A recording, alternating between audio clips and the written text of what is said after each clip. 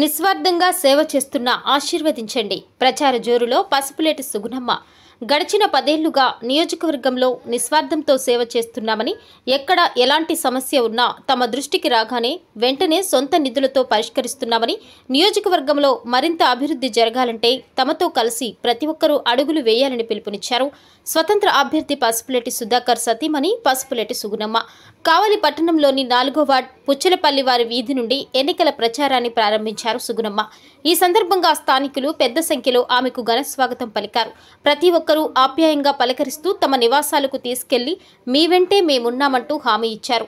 పార్టీలకు అతీతంగా పసుపులేటి సుధాకర్ని గెలిపించుకు తీరుతామని సుగుణమ్మకు స్పష్టం చేశారు. ఈ సందర్భంగా కరోనా వంటి కష్టకాలంలో ప్రతి ఇంటికి పసుపులేటి కుటుంబం చేసిన సాయాన్ని తామెవరూ మర్చిపోలేదని స్థానికులు చెప్పారు. ఈ సందర్భంగా సుగుణమ్మ మాట్లాడుతూ, కావలి నియోజకవర్గాన్ని అభివృద్ధి చేసుకోవాలనే సంకల్పంతోనే తాము ఎన్నికల్లో పోటీ చేస్తున్నట్లు చెప్పారు. స్వతంత్ర అభ్యర్థిగా బరిలోకి దిగి ప్రజల మద్దతుతో గెలవబోతున్నామన్నారు. తమకు సహకరిస్తున్న ప్రతి ఒక్కరికి ధన్యవాదాలు చెప్పారు. సొంత నిధులతో నియోజకవర్గాన్ని అన్ని విధాలా అభివృద్ధి చేసుకు తీరుతామని సుగుణమ్మ అన్నారు.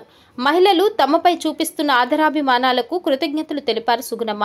మొత్తం మీద సుగుణమ్మ ప్రచారానికి సామాన్య ప్రజల్లో భారీ స్పందన లభిస్తోంది. ఇది ఏ మలుపు తిరుగుతుందో చూడాలి.